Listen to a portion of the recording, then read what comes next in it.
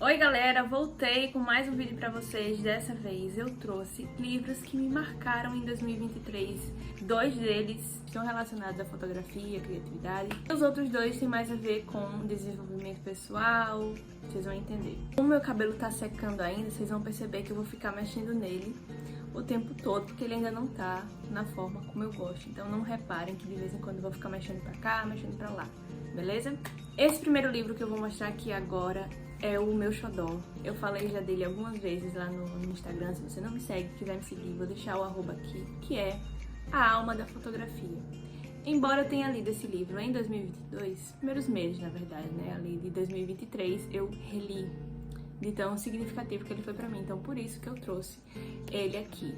Mas, se você me segue lá no Instagram, você deve lembrar que eu falei, eu vou fazer um vídeo só falando sobre ele, porque vale a pena. Principalmente se você for da área da fotografia, do audiovisual, de forma geral, mas também se você for da área criativa, porque ele traz muitos insights relacionados ao olhar a criatividade. A Alma da Fotografia, para quem não conhece o autor, tá aqui o nome dele, David Duchemin, ele é canadense, é fotógrafo, devem ter percebido que o título é bem subjetivo. Traz muitos insights relacionados à fotografia e à criatividade, mas de uma forma muito profunda, sabe? Ele fala muito sobre o processo para você conseguir encontrar e desenvolver o seu estilo, como você faz para trazer o seu olhar para o mundo.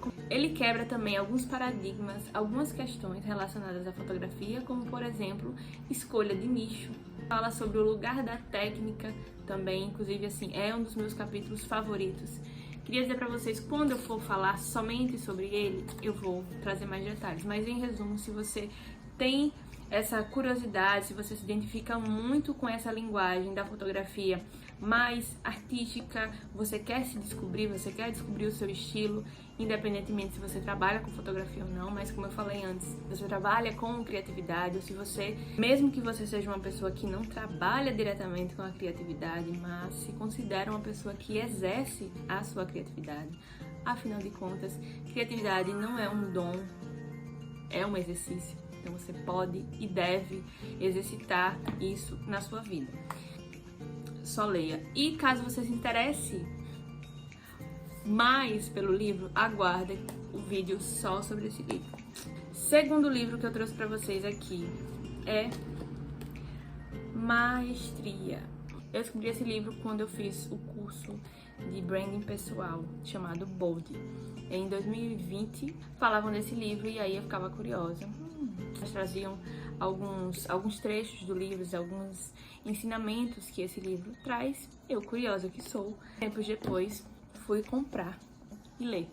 Porque na real esse livro não foi falado só naquela época, ele foi falado também por outros profissionais da área da comunicação, de vendas e desenvolvimento pessoal que eu acompanho e falavam muito sobre esse livro. Então eu disse assim, deixa eu ver o que ele fala, né? Deixa eu ver porque que as pessoas estão indicando tanto Maestria.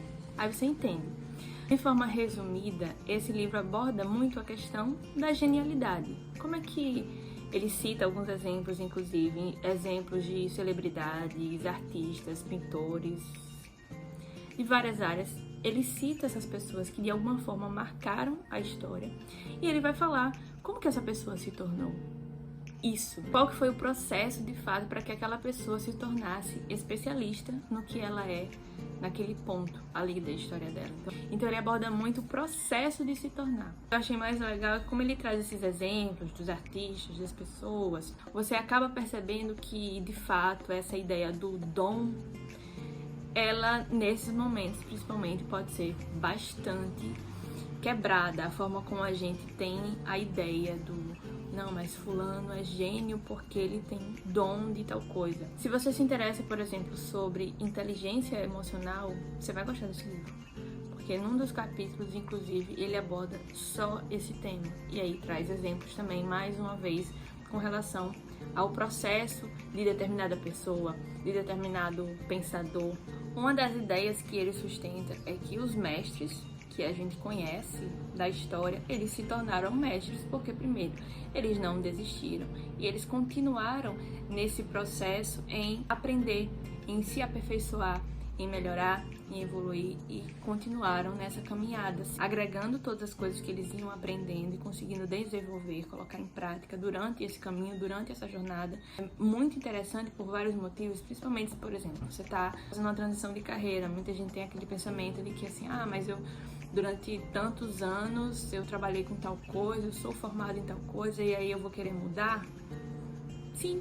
E você não precisa achar que você vai começar do zero, porque você vai começar a partir daquele ponto onde você está com a bagagem que você tem já de antes. E isso é muito bom.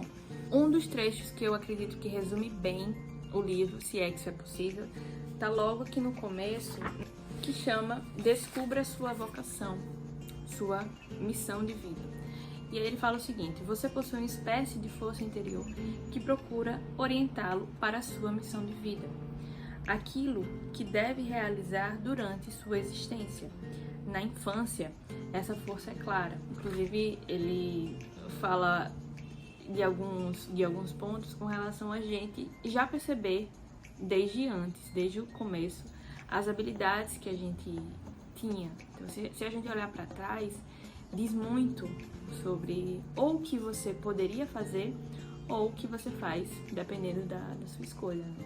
Ela o orienta para as atividades e os temas mais compatíveis com suas inclinações naturais, deflagrando uma curiosidade profunda e primordial. Nos anos subsequentes, essa força tende a oscilar, à medida que você ouve mais os pais e os amigos e sucumbe às ansiedades diárias que os desgastam e exaurem. Esse processo pode ser a fonte de sua infelicidade, de sua falta de conexão com quem você é e com o que o torna único. O primeiro passo para a maestria é sempre introspectivo. Aprender quem você realmente é e se religar com essa força inata. O autoconhecimento o levará a descobrir seu caminho para a carreira mais adequada e você permitirá que tudo mais se encaixe. Nunca é tarde demais para iniciar esse processo. Vale a pena, não achem que é simplesmente um livro de autoajuda, raso, banal, não, muito pelo contrário. Embora eu confesso que nas primeiras páginas, assim, ele me deu um pouco de sono, demorou para pegar. Mas depois, como vocês podem ver, pegou, porque tem muita coisa riscada e ideias surgiram a partir deste livro. E aí a gente chega na penúltima indicação, e essa indicação eu posso dizer que, assim, de todos os que eu mostrei aqui, esse é o que eu diria: leia, por favor. Leia porque vai ser bom para sua vida pessoal, mas principalmente financeira. Tô falando do Homem Mais Rico da Babilônia. Esse livro que tem poucas páginas, ou seja, você lê no final de semana, é uma leitura muito gostosa, com tantos ensinamentos que você fica assim. E não são ensinamentos, aí é que tá a grande chave.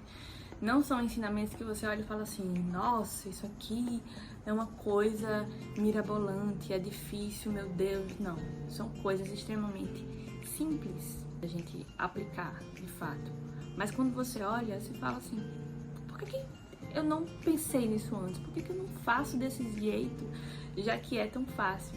Aí é que tá. Primeiro, como vocês podem ver, prestar atenção pelo título, ele aborda questões relacionadas a dinheiro, a finanças. Assunto esse que muitas vezes é um tabu, seja por questões culturais, seja por questões da forma como você foi criado, o que as pessoas ao seu redor acabam pensando, a forma como a gente enxerga o nosso trabalho, a forma como a gente precifica o nosso trabalho e a forma como a gente vende o nosso trabalho. Esse livro eu já tinha escutado falar há muito tempo antes, eu sei que ele é um clássico, não sei se vocês já viram a capa ou o nome dele em algum lugar, mas em 2022 eu fiz o curso da Astrid Lacerda, Finanças para Empreendedores, e foi tipo assim, maravilhoso.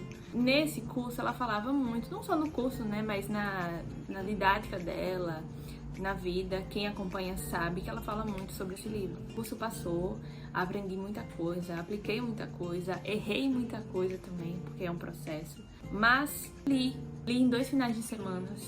Teria dado para ler só em um, mas num deles a gente tinha casamento, então eu tive que trabalhar, não deu para completar. Como o próprio título diz, o homem mais rico da Babilônia, o autor traz parábolas dessa época, da civilização babilônica. E aí dentro do livro o autor traz muitos insights relacionados a dinheiro, a problemas financeiros principalmente, como que você faz para resolver, por que você está tendo de forma repetida esses mesmos problemas, o que é que você consegue fazer para solucionar. Inclusive um dos capítulos, se não me engano, chama Tantas Soluções para a Falta de Dinheiro. Isso aqui é um manual, tá?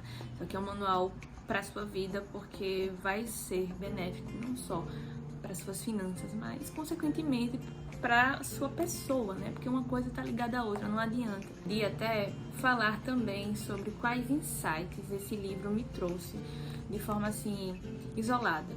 A forma como eu pensava em dinheiro antes, as coisas que eu tinha em mente para o futuro, como que era essa relação, porque mudou depois que eu li esse livro. Só para vocês sentirem um gostinho.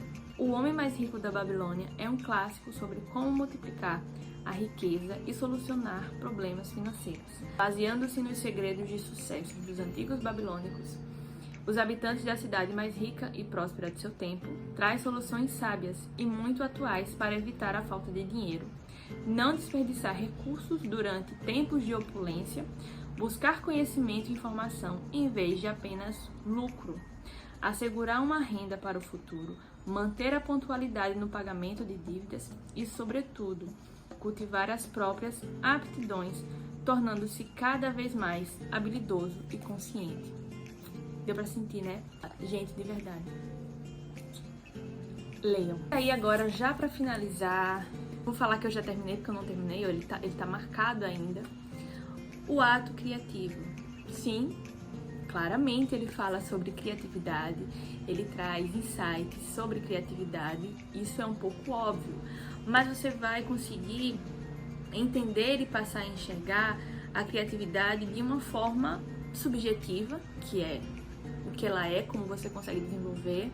Quebra a ideia que algumas pessoas têm que criatividade é um dom mágico que o universo te deu e, meu Deus, só você tem. Porque criatividade não é um dom, é exercício, né? Falei aqui da outra vez com relação à alma da fotografia. O ato criativo, eu não vou conseguir falar de tudo porque eu tô na metade. Ele vai abordar muito questões relacionadas a como você enxerga o mundo, porque tem muito a ver também, e ele sustenta essa ideia de uma forma muito leve e profunda, como você se enxerga, como você consegue exprimir as coisas que estão dentro de você, a forma como você enxerga o mundo e como você traz isso para sua obra, para o que você faz. É uma leitura que, embora eu esteja ainda na metade, eu posso falar que é uma leitura gostosa, leve e que faz você pensar de dentro para fora, faz você pensar e se questionar de uma forma mais profunda. Então, já fica a dica. Esses foram os livros que eu separei para trazer para vocês e fazer essas indicações do que eu acredito que vale muito a pena. Me contem o que é que vocês leram este ano, o que é que vocês recomendam que eu leia no ano que vem. Inclusive, se você não sabe, na época que eu tinha blog, em 2012 até 2016, uma das coisas que eu fazia no blog e no canal era de tempos em tempos trazer indicações de livros. E isso aqui me lembrou, esse vídeo, esse momento me lembrou dessa época. Olha só que coisa nostálgica, né?